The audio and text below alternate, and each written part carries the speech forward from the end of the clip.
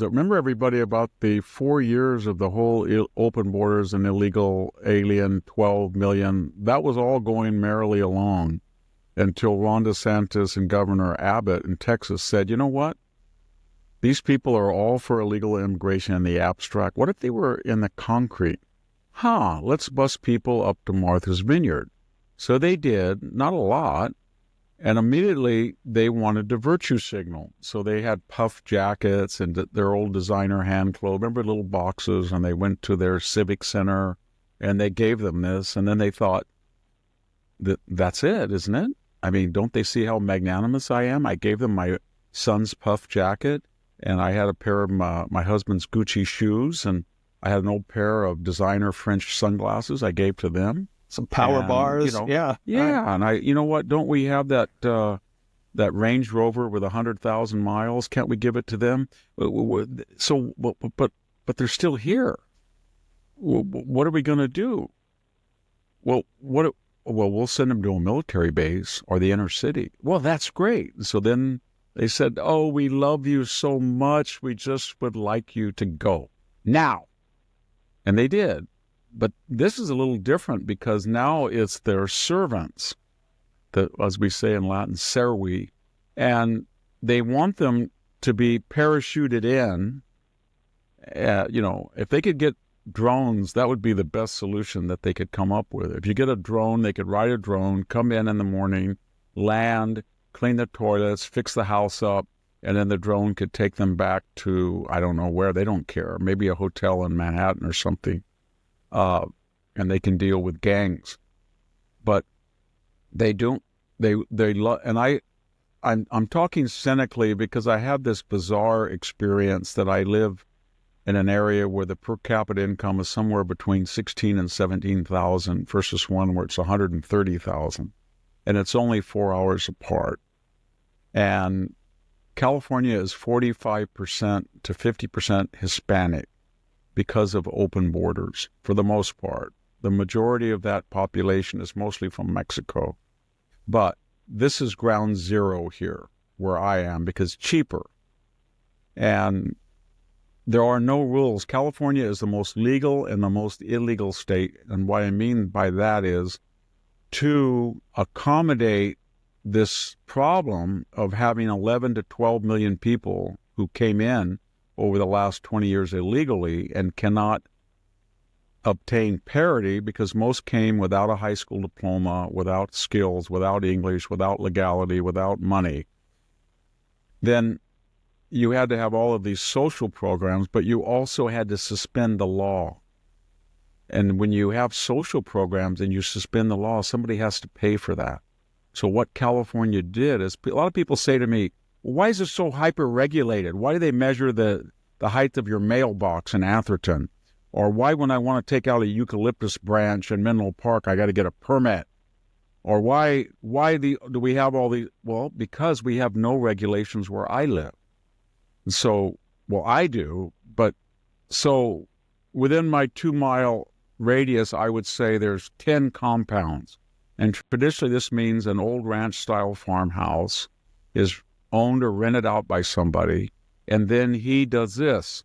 He gets a Winnebago, a old trailer, a garage, and 4 or 5, or a big barn, and divides it up into places. And then he brings in entire families from Mexico, and they bring in dogs, cats, a lot of animals, horses, cattle, and something that is zoned for a single family is now maybe have 50 people. And all of these California rules that have to be maintained because we are a green sensitive state have to be suspended. And so what that means is all the people who follow laws have to be hyper-regulated to balance it out. So when I have a huge bin, but I also now have to separate my garbage from glass, from this, from plastic, and I also, on our land, we have an old pond, beautiful. It was one of the most beautiful places I thought in the world growing up. My brother sold it. It's a long story, but I walk around it every night. It's adjacent to my little 42 acres, the remnant of our farm. You should see it, Jack. I'll put some things on. It looks, it's just, and undescribable what it looks like. If you're an environmentalist and you believe in the pristine wildlife and natural habitat and fauna and flora, you would be shocked. And you would be shocked about the indifference people come in. They come in with, now this week there's a big new washer. In the almond orchard, there's a big refrigerator. There is a dryer. There is a car seat. But most of it just wet garbage, just junk. And it's strewn all over the alleyways. It's into the bottom of the pond. So when the water comes in from the irrigation district, you get bottles and stuff that float up. And you see animals picking through it. There's a whole bunch of coyotes this morning I saw going through it. So my point is that there's no rules. So nobody, I asked a person once, a person who came out to inspect my solar panels. I got solar panels. It took a year, Jack, 1 year to get the permits. And then when I put them on a beautiful shed that was built in 1980 and met code, they didn't know it was on their map. So they said, you know what? That's not on our map. And I said, it's because it's an ag-exempt building and there was no law that you had to have a permit in 1980. You just had to meet code. And anytime they came out for another inspection, they looked at it. Oh, no, it has to pass. So I had to go reapply. Well, I said there's a mile away, there's 5 homes on a single dwelling zone place, and they're not homes. There's open Romex. There's porta potties with no septic. There's horses out in the middle of the road sometime. It's just a chaotic, and they're using this area. And he said, are you crazy? Why would I go over there? I said, what do you mean? Why would I go over there? There's M13, there's Serranos, there's Norteños. He said, what would I do? Put a red tag on one of the Winnebagos and they're going to obey it. In 30 days, they're going to have it up to code. There is no code. So I said, then you go after me? He said, basically, that's what we do. We go after people who follow the law. And we have millions of people who are on the other side of the law, not in a bad way. And he was defending them. I shouldn't present this as if he was criticizing them. So what I'm saying is that these people and Atherton they're hyper-regulated and they like this and they do not know where these people live. They must by needs live under different circumstances in hotels in the Queens or the Bronx, and they will not follow the protocols that everybody else has to follow. So last night we went out to dinner and I would say I saw 3 open marts, and I'm talking not just, I'm on the corner selling root beer. I'm talking about a de facto restaurant with long tables and a cook and everything. There's no health inspection. There's no sales tax. There's no income tax. And then another one where it was all lit up and they were selling clothes and everything, flowers. But my point is, in California, we have a huge black market. And about 2 miles from me, there's about 5,000 people every Sunday. And that's where they do their shopping, from everything from furniture to appliances, no sales tax, nothing. But to make up for that, you've got to be hyper-regulated. And that's what people don't understand about illegal aliens, that when you bring somebody in to work in your home and then you send them out and then you say that Jose was the greatest guy in the world, he probably is. But you don't know how this system is making Jose live. So Jose will be living contrary to the zoning laws or the health laws or all these regulations that make life very burdensome for everybody else. And so in California, just expand that by 1 million or 2 incidents every day, and it's frightening. And so, and then people come in with guns, and I've seen protected species like barn owls. I saw a great horned owl about 5 years ago shot, and the people just shoot. They come in, they fish, they throw trash everywhere, and nobody speaks English. And then you're a racist or you're a xenophobe or you're a settler or whatever term of disparagement is used for noting it. But if Gavin Newsom wanted really to stop the $76 billion deficit, and he wanted to apply the law equally, I think he'd have a revolution. It wouldn't be about deportation alone. It would be about saying, you know what? We've got the biggest black market of any state in the union, and we're going to crack down on everybody who's not paying sales tax and not filing income tax. We're not going to have a cash society anymore. And if you're an electrician or you're a plumber, you're going to be paid importation alone. It would be about saying, you know what? We've got the biggest black market of any state in the union, and we're going to crack down on everybody who's not paying sales tax and not filing income tax. We're not going to have a cash society anymore. And if you're an electrician or you're a plumber, you're going to be paid on a payroll system. No more barter, no more cash. And I think it would destroy thousands of lives, and that's how it is. And all the people in Martha's Vineyard just see one aspect, so then they become very liberal. And giving somebody a puff jacket does not make you a saint. It really doesn't. You are employing somebody here who's illegally here. And that is not the end of it. That's the beginning of it. And so that's what Tom Homan's trying to do. They're trying to say 55 million people that were not born in the United States, 16% of the population, some citizens, some green card, but the majority here illegally. It's too much. And we've got to go back to a normal application of the law. So if somebody wants to put solar panels on their shed, we are going to regulate them. Okay. But if somebody wants to rent out 5 Winnebagos, we're going to regulate them too. And it's not going to be that the people who were arrested for breaking the law, we're not going to say, oh, you're picking on migrants or you're a racist. No, we're going to treat people. It's racism the other way. The other way. You drove out 15 million people out of California, maybe 20 the last 40 years, because to subsidize this huge group coming in who needed to have parity, you taxed the hell out of the middle class, and the people who were wealthy were for all this because they were not subject to the consequences of their ideology. And these are the Martha Vineyard types of California, just the way it is. Well, fascinating, Victor, fascinating. Well, we're going to, since I was talking about New York, we're going to stick to New York a little bit, and then we have a bunch of Donald Trump actions to get your views on, and we'll get to all this when we come back from these important messages. We are back with the Victor Davis Hanson Show. Again, we're recording on the 8th of February, and this episode will be up on Thursday, the 13th. Victor's website is The Blade of Perseus. VictorHanson.com is the address.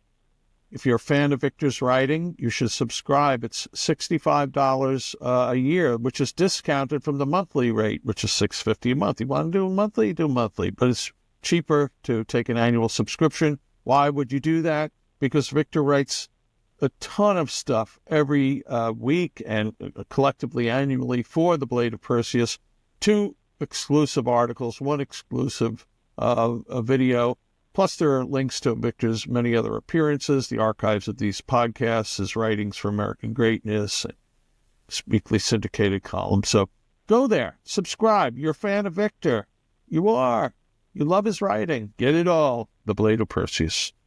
Victor, here's a headline, New York Post. You know, politically here, Governor Hochul, who barely won an election, and she's up in 2026, and Lee Zeldin, who is now the he's the environmental EPA director. He was a congressman. There's some talk that he will run against her again, but there's also talk of a primary challenge from Richie Torres, who's a congrician from all places, the Bronx. But he's been a great friend of Israel and a critic of the way things are going to some degree with the Democrat Party, but especially in New York State, because Hochul is one of these green, mad, insane people who are spending a ton of your money, taxpayers' money, for these green programs. It costs. Somebody's got to pay for it. How's it paid? Well, here's a headline. Here's a piece from the New York Post.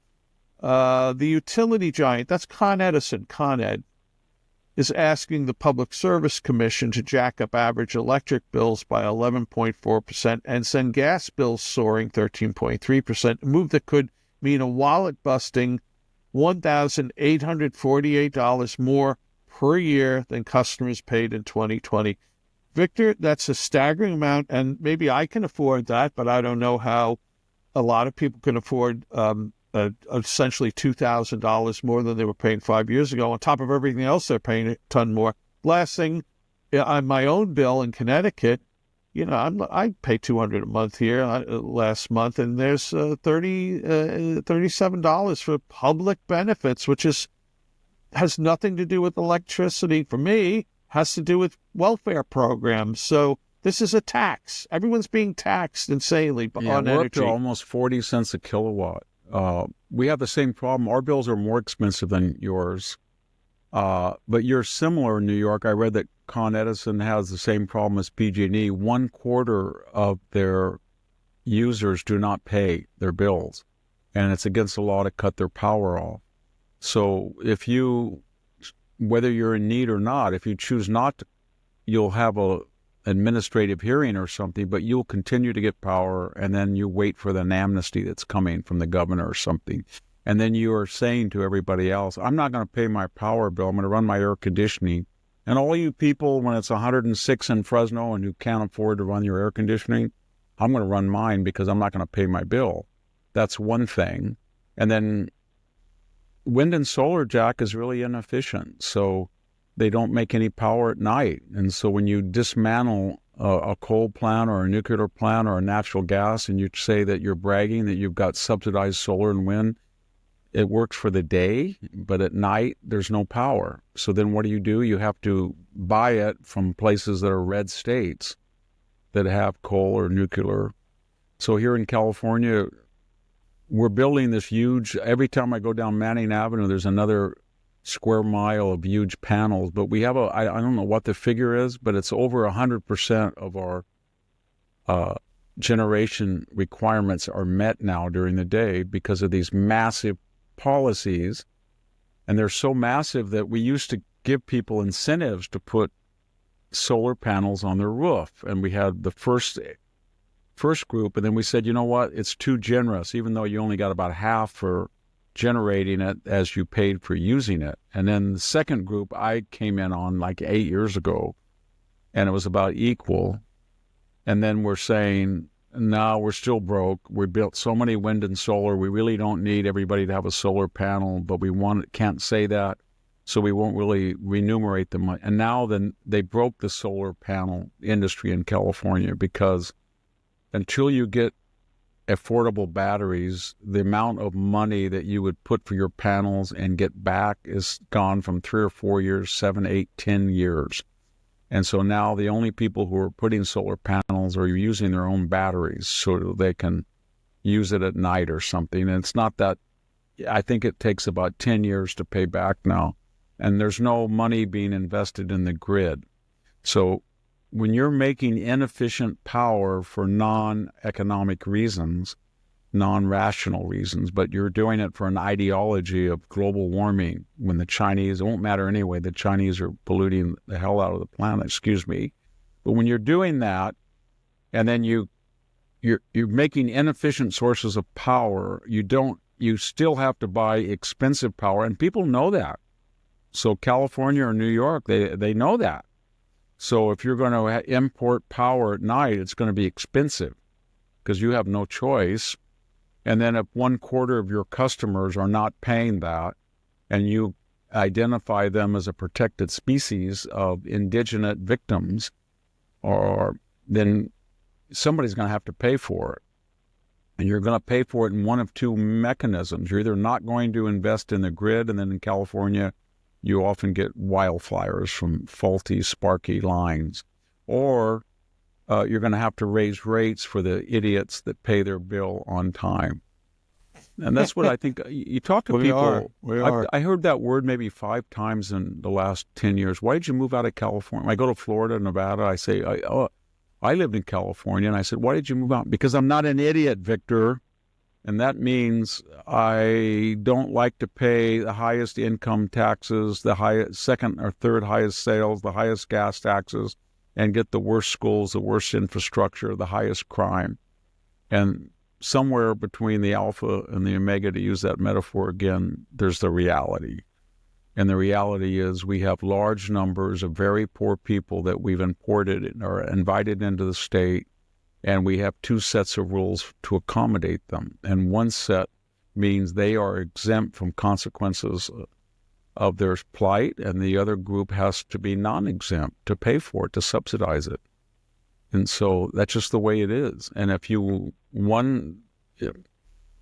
have a large community that's being paid daily in cash and doesn't obey sanitation in terms of disposing of garbage or refrigerators, or doesn't want to spend $30 at the county dump, then they're not going to be prosecuted. They're just not going to happen. I've called maybe in my lifetime of 50 years, 10 times the county or the state EPA when there's really big things like 600 feet worth of broken glass and barrels of oil. I'm talking about a whole vine row where they had oil and lubricants and paint, where somebody just took a big flatbed, got all of his neighbors apparently, all their crap, and then went down a vine row hidden at night and threw it off so it was a blanket. There must have been, Jack, 500 fluorescent light tubes in that. There must have been 300 gallons of paint. There must have been 650-barrel lubricant old oil drums. There must have been, I don't know, 1,000 pieces of 2x4s with nails in them and sheetrock scrap. It was just like that. And I called, and I was told, number one, not only are we not going to take it out of here, and number two, you'll never find their names. They're not going to leave their trash there. And number three, how do we know you didn't do it? And so what do you mean? Well, this all has to be taken, the lubricants have contaminated the site, it all has to be taken to a toxic waste dump, which was about 80 miles away. And you're going to have to do it. Or you're going to have to call an authorized, licensed removal service. Or we're going to assume you did it. Or you can just leave it there. The guy said off the record, you can leave it there. And I said, you can't even diss the row. What do you do? And that gets people really angry, all that. And so when you say white people, I don't think anybody understands why Hispanic communities on the border are against illegal immigration. Because once you have that incident in your life, or once your son is accosted by an M13 gang member at school, or once you are a parent in a Hispanic community and you worked really hard for that you have a competitive high school with advanced placement, and suddenly the classroom is swarmed with about 50 people who don't speak English, and you've got to go back to English as a second language, you get angry about that. You really do. Or the rents go up, or your grandmother has got to go to the heart clinic, and it's a Medi-Cal system, and she always had an appointment, and suddenly you show up and there's 50 people in line that have never been to a doctor. Yeah. And then the people who are promoting all this are wealthy white people on the coast who say they feel really good. I have open borders, and people in southern Mexico are getting all this great care. I just don't want to see them because I don't want to. And I have my own concierge doctor, and I get. Dang. So it's really bad. It is very bad. And it's Donald Trump is the only president in my lifetime that tried to stop it. The only one. The Bushes, neither Bush did. Nope. It's going to need a chain reaction of revolutions here. Well, we're going to talk about Donald Trump, Victor, and we'll start off with his, his actions on culture with the Kennedy Center. Victor, we'll get your take on this. Kennedy Center gets a house cleaning. Trump to name himself new Kennedy Center board chair. Donald Trump said Friday he would end the terms of multiple members of the Kennedy Center board and make himself a chair of a new board, putting himself at the helm of the Washington, D.C. Cultural Institution. I've decided to immediately terminate multiple individuals from the Board of Trustees, including the chairman, who does not share our vision for a golden age in arts and culture. We will soon announce a new board with an amazing chairman Donald J. Trump, the president, said on Truth Social. Then he went on to talk about how the Kennedy Center last year was hosting drag shows. Anyway, Victor, I it's not as important as other executive orders he's issued, but it is important. Donald Trump's taken back the culture war. Yeah, go ahead, the NEA. We had one of the potential NEA new directors on, and the Justin NEH, Shubo. Yeah, Shubo. right? Yeah, we've had him on. I don't think he's been nominated yet, has he? Yeah. But he would be very good. And then we had the NEH coming up, and then the Kennedy. It was very funny. The Bradley Foundation, of which I've been a member, I think for 13 years. We used to have our annual Bradley Prize ceremonies there at the Kennedy Center for a decade. It's a beautiful venue, and it was very close, to where people were staying in hotels and accessible, but it got too expensive. And there were other problems. I didn't know if this was one of the problems or not, but we haven't had it there in, I think, at least 7 or 8 years. It's too bad. And I think a lot of people feel that it's kind of like the National Cathedral, you know what I mean? These beautiful, iconic places, and we saw the National Cathedral Bishop in action shortly after inauguration when she lectured the Trump family about, I don't know what she was trying to talk, I guess about illegal immigration, that they weren't kind enough or they weren't tolerant enough like she was. And I think she lived in a 6-bedroom mansion. It's kind of like Lloyd Austin lecturing the country on white rage and white supremacy and discrimination, and then unlike Pete Hegseth, who doesn't have Lloyd's money, he lives in a big estate, a $7 million Washington estate. Yeah. They're after Pete because the prior administration, as I understand it, he was living in housing for the secretary or federal housing, Pentagon housing, and it needed to be painted, and it was ordered to be painted, and they're painting it now when he's there. So then Pete is an elitist because, you see, he wants his house painted. His house. It's very nervy property. Yeah, he's not putting a heated doghouse like the UC Santa Cruz president did. I wrote about that one. Oh, that's right. Yeah, years ago. That was a sad thing. She killed herself, so I shouldn't make fun of her.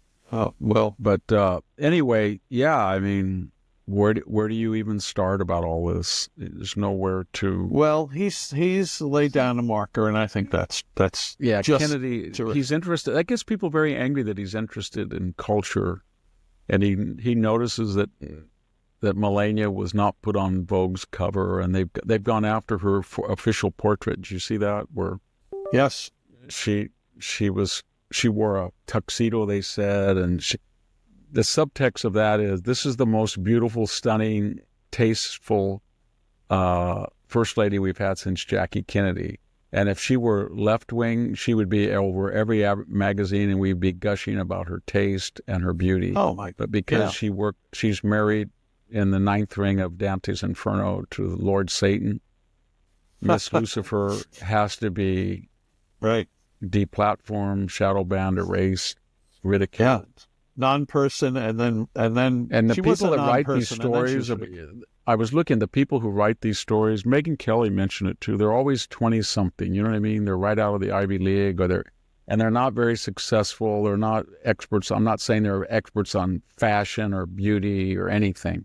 They're just angry people who feel that they're a soldier in the phalanx of the left, and each must do their duty, and their duty is to attack anybody that disagrees with them in personal terms. Snark is it's important for them to be snarky in public. That's a virtue. Snarky in public. Yeah, snarkily in public. Snarkily. All right, anyway, we have other important Donald Trump actions, I think, to get your views on, Victor, including the sanctions of the International Criminal Court and South Africa. And if we have time to get your take on the piece you've written for the New Criterion, and we'll do that when we come back from these important messages. We are back, ladies and gentlemen, with the Victor Davis Hanson Show, recording on the 8th of February. This episode is up on Thursday, the 13th. Victor, we talked once or twice about South Africa and just what a hellhole it is. And Donald Trump, I love this. He issued this sanction order against them for targeting the white minority, and he backs resettling Afrikaner refugees. The story is President Donald Trump has signed an executive order sanctioning the egregious actions of the Republic of South Africa. The South African government has passed legislation allowing it to seize white-owned farms without compensation. The executive order goes in shocking disregards of its citizens' rights. The Republic of South Africa recently enacted Expropriation Act 13, et cetera, et cetera. Anyway, that's about... I'll just read one other thing here from the executive order. In addition, South Africa has taken aggressive positions toward the United States and its allies, including accusing Israel, not Hamas, of genocide in the International Court of Justice, etc. So, Donald, I mean, of all the things he has to do, right? But to go there and see a terrible injustice, a country of great potential wealth just falling into some, talk about Dante's Ninth Circle. I'm so cool with him doing this. Your thoughts, Victor?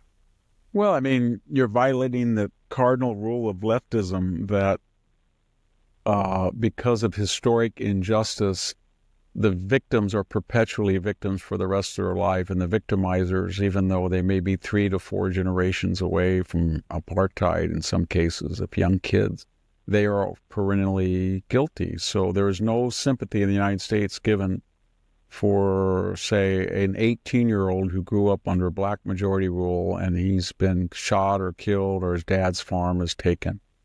And the weird thing about this, it's not like we don't know what's going to happen, because we have a laboratory example. It's called Rhodesia, Zimbabwe. And when Mugabe came in, all the left-wing liberals said he was wonderful. He said exactly what the people in South Africa did, that they were not going to play tit for tat, that the white minority would be left alone, given the same rights as the black majority. Rhodesia was the biggest, I think, wheat producer in Africa. It was a sophisticated cotton producer. British white minority, it was about 10-12% of the population, but it was an enormously wealthy country. And he turned out to be a communist thug every year, and he was subsidized by the West, and then they finally turned out he was a killer, he was a brute, he was a dictator, and he confiscated all of those farms, and they all turned into wasteland, basically, and it became a net food import and impoverished. And same thing with South Africa. It had one of the most sophisticated grid systems in the world. It had some of the best infrastructure, port facilities. It had some of the most productive farms, Boer and English. It's some of the most beautiful places in the world, and it's gone. It's got one of the highest crime rates in the world, highest rape, highest murder rates, the major cities. So they're commies too. We know where it's going. It's going to go to, and everybody knows it's going to happen. And a lot of the black majority know they will be poorer in 10 years than they are now. And everybody in the United States knows it, and no one will stop it. So this cadre of thieves, because they will confiscate the white farms, destroy them, and then they'll sell the land out and pocket the money to other black people only. And that's why even the Punjabi class or Asians that have been instrumental in South Africa's economic miracle, they're leaving in droves, because it's a racist country now. It's completely racist. The only difference is that the majority is the racist part, and then in the past it was the minority. The minority had apartheid. Well, now the majority has apartheid, basically. And the difference also is that the minority that practiced apartheid, although that was racist, there were two differences from the majority racism today. They were productive. They made this thing bloom for everybody, in a sense, if you believe in trickle down. But more importantly, they were self-critical. So there was a possibility to evolve, because they were Western, and Western societies have built-in free speech and criticism. And so they voluntarily, after no, I shouldn't say voluntary. They had a civil war. They gave up power, and they had a constitutional process to depower them or to make them part of the democracy, and they're a minority, so they don't have power. And the majority is not democratic. It doesn't believe in free speech. It does not believe in self-criticism. It will never change. It'll get more and more racist until there's no more land to confiscate and there's no more wealth to confiscate. And then South Africa will look like all the other countries in Africa. And until one over two, and I mean, I'm not being racist or stereotyping, but there are a few, Ghana's trying to do well. It's not necessarily race, it's culture.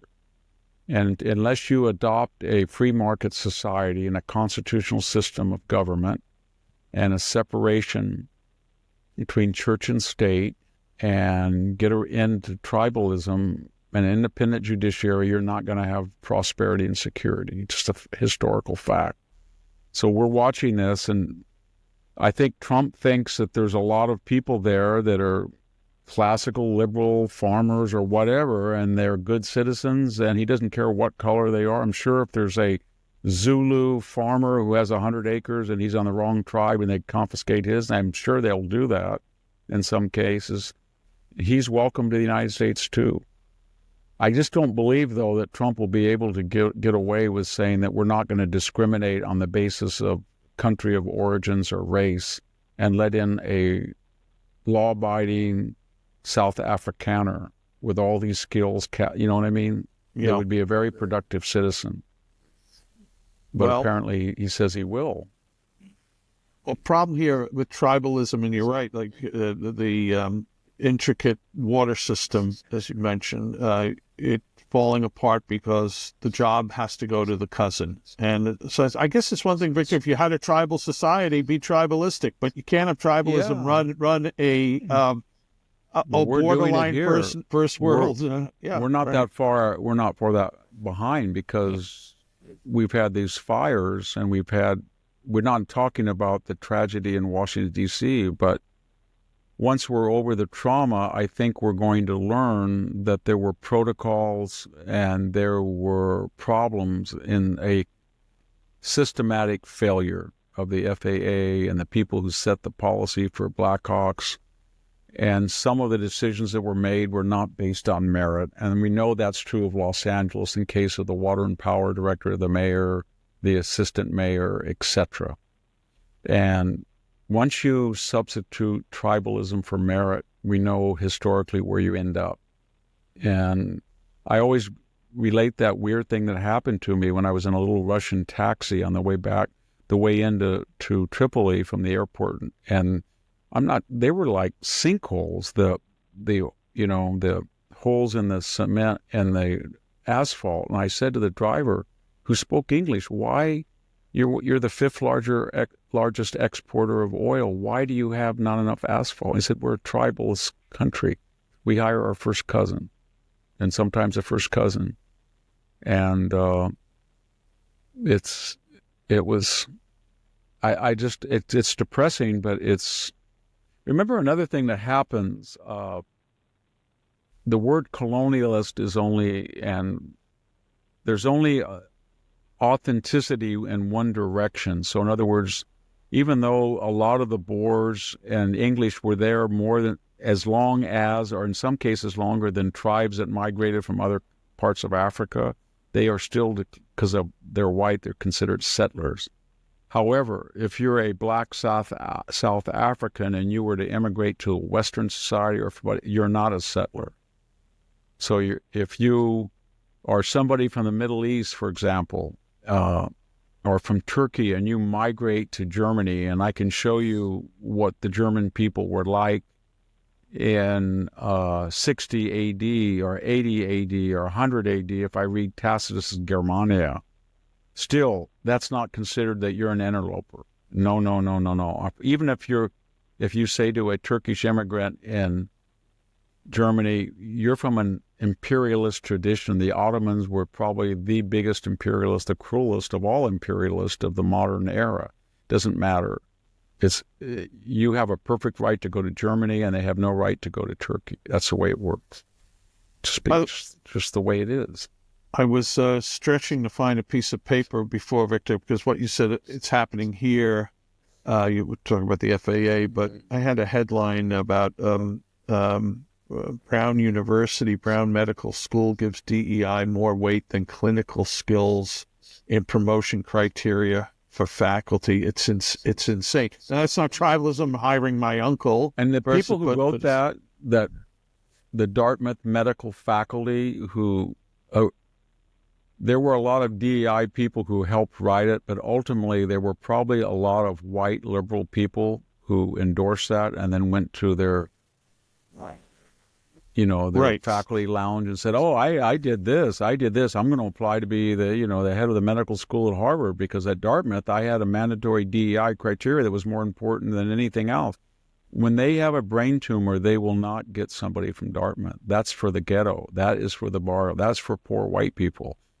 All the people who make these DEI decisions will find concierge doctors that were based on merit. They may be Indian, they may be Chinese, they may be black, but they will be based on merit. Non-merit is for other people. And the problem with these white professional bi-coastal left-wing people who gave us DEI is that sometimes they can't escape the consequences of their own ideology. I don't want to stereotype the people in Pacific Palisades, but a number of them were very left-wing. Yeah. And voted for these people. And there's a number of people that fly and they vote for this, and they are going to be subject. We're in a very dangerous position right now as far as I get very tired when I know Sean Duffy, I like him a lot, but he has to say that flying statistically is very safe. It is.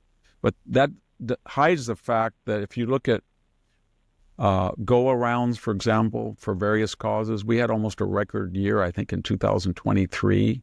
We've had near misses. New York Times wrote extensively about it. They were very worried about it. So everybody knows the problems that have existed. We've had long investigative reports that the FAA was spending a huge amounts of money on DEI, but was not updating its computers. I was on a flight to Fresno, of all places, by I won't name the airline, a pilot sat next to me, and he told me, well, he wasn't happy that he had to go to Fresno for a variety of reasons about the airport. But he said, and I said, well, at least it's American. He said, what do you mean, at least it's American? And I said, well, we have the very sophisticated air traffic. No, we don't. And I said, what do you mean we don't? He goes, Europe is much more advanced than we are as far as their avionics and computers and tracking and radar. He said, and I said, why is that? He said, well, we spend things on different things. Then he went into a tirade about, and he wasn't a United pilot, about United pilots had announced, he said the year before, and I looked it up, it was true, that 50% of all their trainees in pilot training by statute, their own statute, had to be minorities, regardless of their background. So they were turning away military pilots, everybody. So that's just a fact.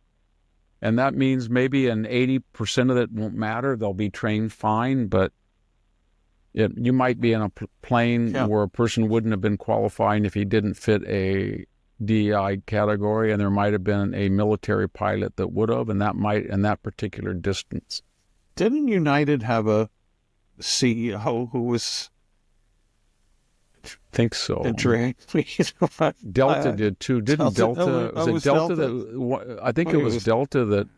Didn't they boycott the All-Star team or something in Georgia? Well, that was because of the election. Actually, the All-Star game was moved from Atlanta because of the Georgia election law. It was moved to Colorado. A lot of people find out that Stacey Abrams really did lose by 50,000 votes. She was never elected governor, but her PAC or her get out the vote was completely corrupt. Yeah.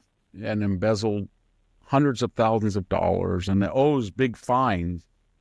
And it's... nice work if you can get it. Well. Yeah, it is. But when you look at that, I don't want to get into it. I'm not an expert, but when you look at the disaster that took all those lives, all those young people, was horrible at Reagan.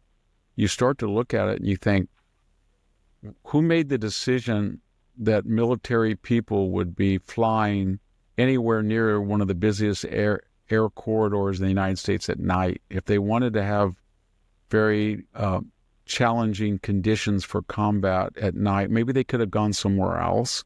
And who made the decision they would be wearing night vision goggles with limited peripheral vision? And who made the decision? Who made the decision that they were at 340 feet rather than 200? And who made the decision that they would be on a different frequency than the airliner? They couldn't communicate. And who made the decision that they weren't warned earlier where their trajectory might end up? And who made the decision there were not enough air traffic controllers in the tower at the time?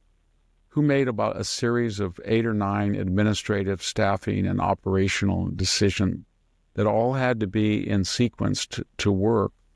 And what I'm getting at is those sequences exist every single day, and there's near misses, but they all have to line up perfectly. And the odds are when they say air traffic control is safe, they're absolutely right. It's safer than any other mode of transportation. But when those series of choices line up, it's not Victor's hit by one other car or there's a 4-car pileup. It's 60, 70, 80, 100, 200 dead all at once in a traumatic event. And so to prevent any chance of those dominoes lining up all perfectly, which are necessary, given there used to be all of these safety, double safety, triple safety checks on that happening, and they're not there anymore, is what I'm saying. They're not there because we are making decisions on operation, staffing, promotion, tenure, retention that are not based on pure merit. I'm not saying that everything is always based on pure merit. There's the old boy network. My boss's third cousin called me up. I'll hire him. My son is a great fireman. I understand that. But there is exams, and there are experience on applications. And when you ignore all that, or you lessen or you deprecate the importance, then what you're doing is you're setting up a domino effect, and it's going to happen. And so when you get, and that's what they need to explain to all of us. Right. That unless they want to be more candid and say, Victor, of course, we're hiring people that don't have the highest test scores, and they don't have the best grades, and they don't have the best experience. And there's until they master their craft, or maybe they can't, we don't know, there's going to be a heightened chance of an accident, but we're willing to have some collateral damages for the purposes of DEI. DEI is so important that to make an omelet, a few eggs have to be broken. Right. And so you might have to play a little bit of musical chairs and hope you get the chair when the music stops. That's what it is. Yeah. The day before on that American Airlines flight at Reagan, there was another near miss, and it was a flight from Hartford, which is a flight I've taken there frequently. This same flight. So I mentioned on the air, and I had a pilot. I was in Los Angeles and Salt Lake in the same year, what they call a go around, and they all say, some pilots say, "Well, that's very common." But I saw the plane make a sharp. I saw a plane that we made a sharp turn. And in the case of the other one, that was at LAX. It was almost zero visibility, but there must have been somebody who was not supposed to be on the tarmac, because we touched down and took off again. Oh my! And not touched down. Our wheels were down, and we were you were about an inch away from the tarmac, and then we went straight up. And then you look in the paper and you see there's been a lot of accidental hits. Like a baggage carrier hits a plane, or right. I think 3 weeks ago a plane hit another plane when they were going very slow. And it's a very complex system that's overtaxed and has been neglected. It's not just DEI, it's everything, technology, protocol, and it's ossified, and we better do something about it. And that's a larger question, but until we do, there's going to be an element at risk that doesn't have to be there. Well, Victor, let's end the show today by getting your Tell us about this essay you wrote for the new criterion, MAGA agonistes. Well, agonistes is a fancy name we get agony from it, but it comes from the Greek word agon, which is a word for contest or a sporting event, but the sense of a challenge. And agonistes is the adjective. It just means under assault or being attacked. So Trump being attacked, or Trump as an object of contestation. And what I meant is that as he gets this MAGA, and I wrote it before the election. I think I did the earliest draft, and then it just came out. But it's the February issue of the new criterion. It's been an editing. It was written. I submitted it right after the election, as I remember, but I wrote it before. I thought he was going to win, but my point was there were certain things he had to be careful because he was going to be tried on them. And I listed 3 or 4. One, for example, if you say you're going to lower taxes on Social Security or end them, recipients, if you say wages are going to be tax exempt, if you even bring up the question of maybe military personnel or first responders, then you have to add all of that up, and you might get over a decade $1 trillion of tax revenue that's lost. So then if you say you're going to be for a balanced budget, where does that money come from? Now, there's an argument for it, as I said in the article. If you're Elon Musk and you say for everything that Trump said that he's going to exempt a certain category of people, 2 things must happen. I must cut 50 cents for every dollar of tax loss, and then we must deregulate and de-tax in a way that will grow the GDP so that the slice of revenue is bigger. Kind of, Art Laffer's Laffer curve. So that was one challenge that I talked about. Another challenge was that and we saw this with Gaza, which hadn't come up when I wrote the article. If you are a MAGA-ite and you believe that we have had optional military engagements that are not in the U.S. interest, and we have spent blood and treasure in Iraq and Syria, but especially Iraq and Afghanistan, and they're not in the U.S. interest, or in a cost-of-benefit analysis, it doesn't work to go overseas and fight under the conditions of our enemy's preference. House to house in Basra, house to house in Fallujah, Helmand province in Afghanistan. Then you have to avoid those. And that's what MAGA said. Pete Hegseth said was at the border. We're going to defend our borders, not Ukraine's. Good. Okay.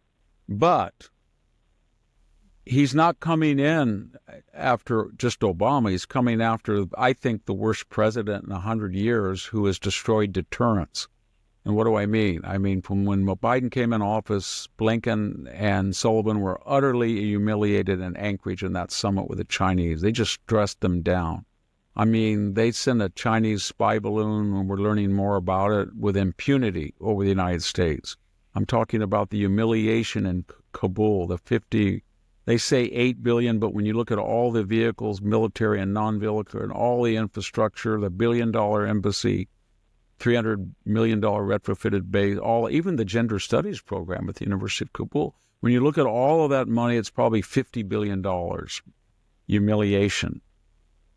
When you say, I will react to a Russian invasion, depending on whether it's a major invasion or not, or I offer to get Zelensky out of Ukraine, or I put a hold when I come in on offensive, whatever Biden did, I won't even get in. Daylight between us and Israel, which he announced. Anytime you say there's going to be daylight between us and Israel, somebody's going to go in that daylight, called Hezbollah, Hamas around. Okay. So now he has to restore deterrence. And indeed, he's been bombing the Houthis, in Yemen. And he's going to have to deal with Iran, maximum pressure. Iranian parliament said yesterday, Jack, that he himself wants to kill Donald Trump, and he will kill Donald Trump. He's a member of their parliament, and he said that everybody in the agreement, the government agreed with him. So to dispel that idea, you're going to have to use military force. In the first term, Donald Trump took out Baghdadi and bombed the crap out of ISIS. He took out Soleimani.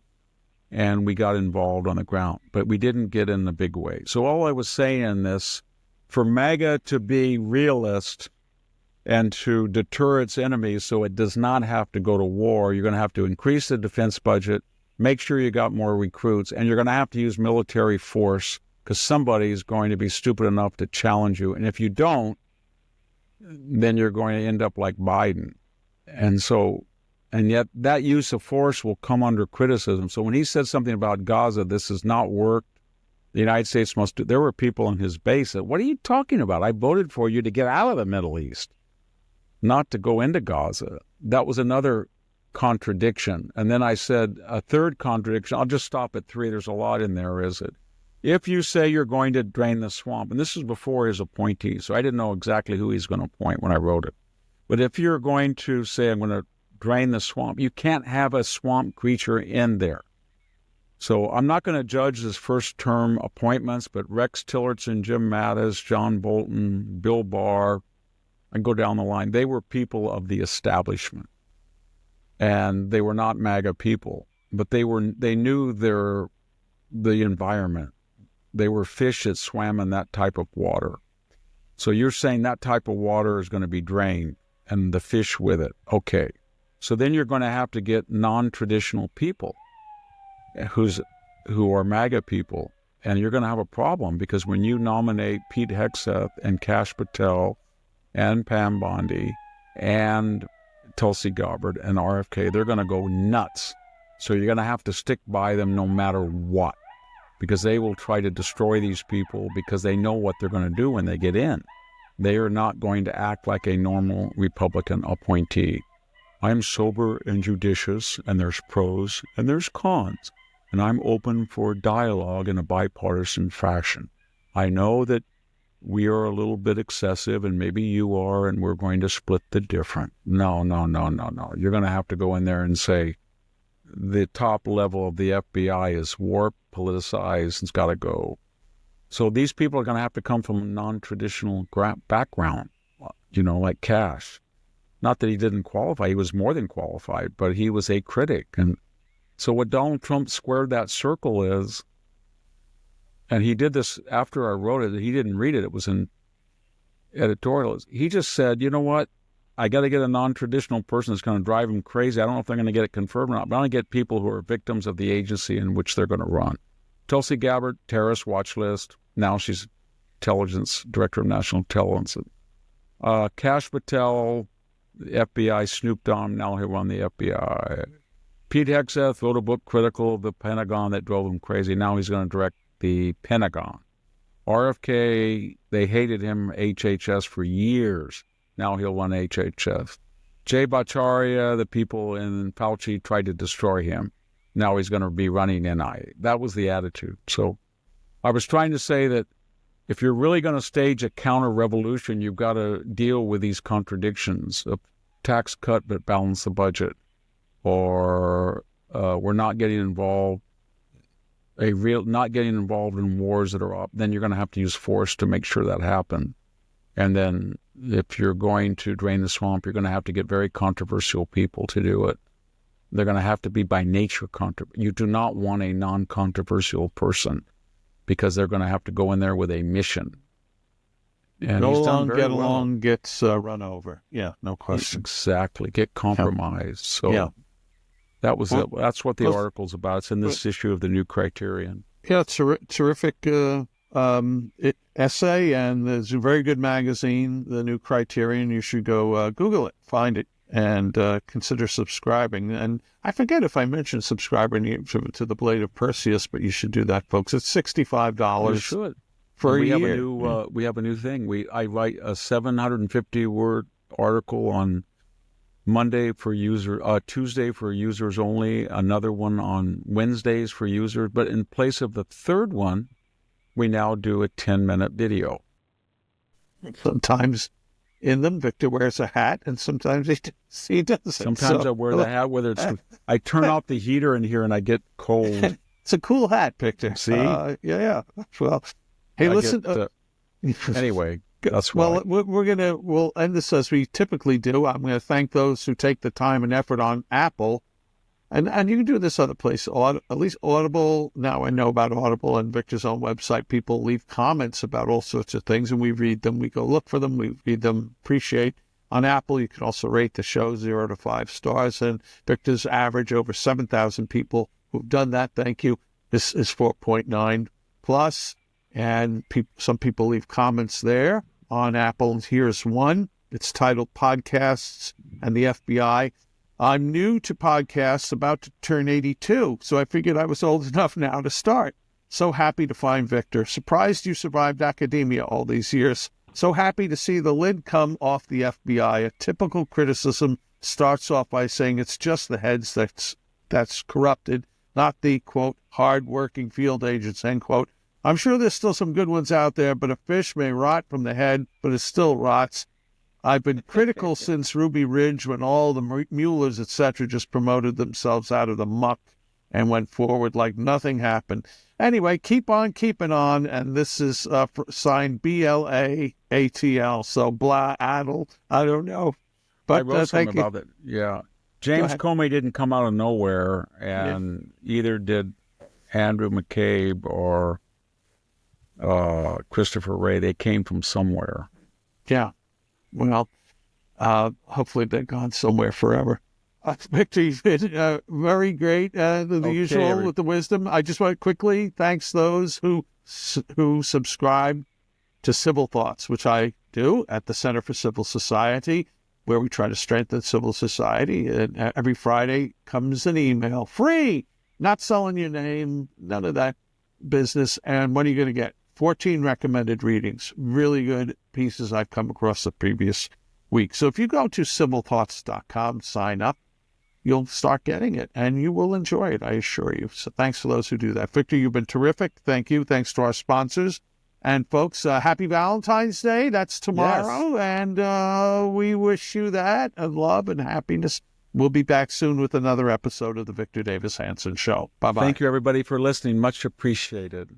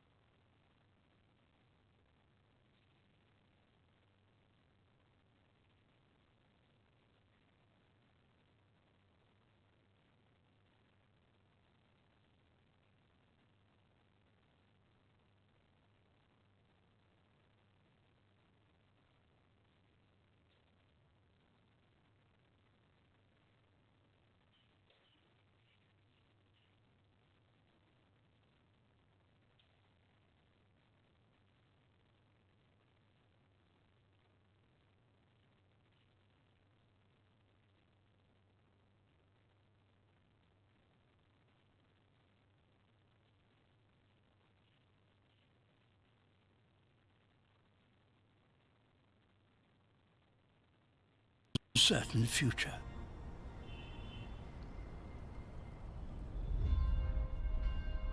But there is, however, one species that has become increasingly dependent on our towns and cities. These swifts have just travelled over 3,000 miles from sub-Saharan Africa to Jerusalem in the far west of Asia.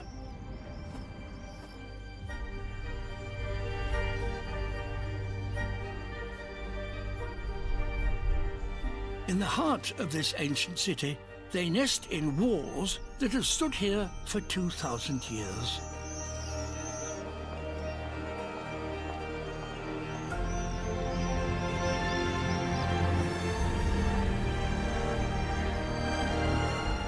The Western Wall.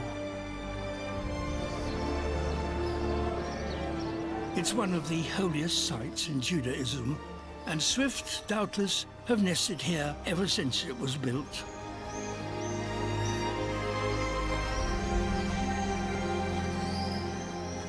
The cracks between the stones are just the sort of nest sites that swifts like.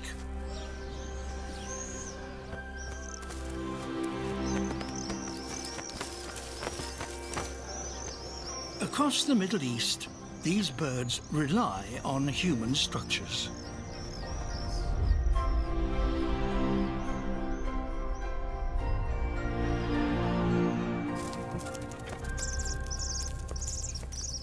And if they can, they return to the same nest site each year.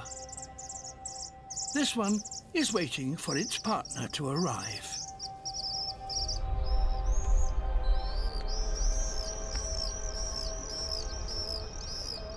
They pair for life, but only come together for the short breeding season.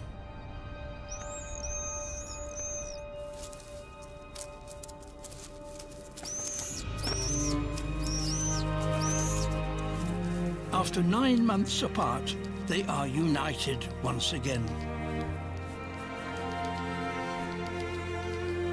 This couple are among the lucky ones.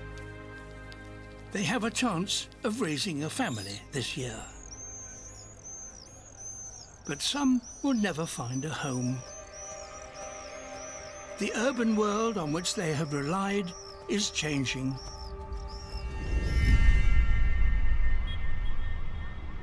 Old buildings are being replaced by cliffs of glass and steel. There are no nooks and crannies here.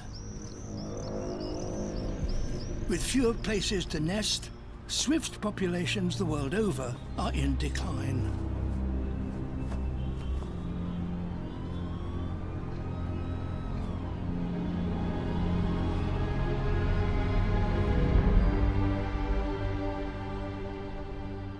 But every pair that breeds successfully brings hope for the species. In this nest, good news. The parents are now raising 2 chicks.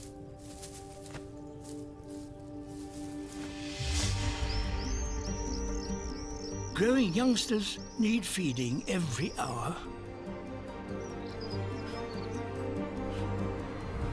Swifts do everything on the wing, from catching thousands. Need feeding every hour. Good news. The parents are now raising 2 chicks.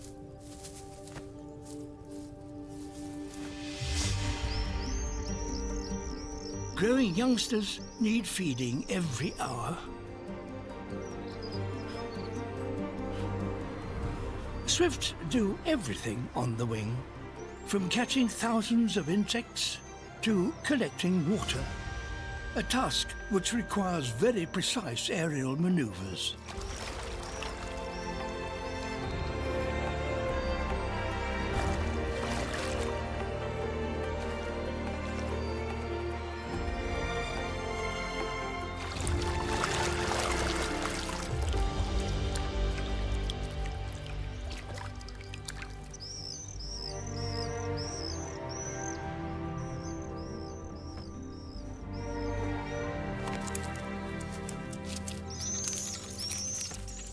In a few weeks, these chicks will also take to the skies.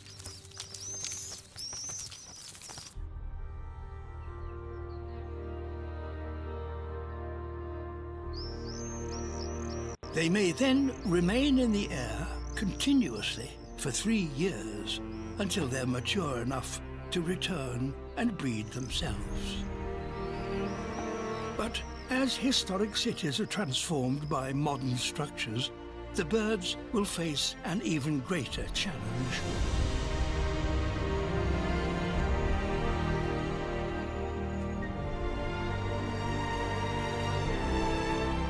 We should surely leave enough space for those few creatures in the world who still choose to live alongside us.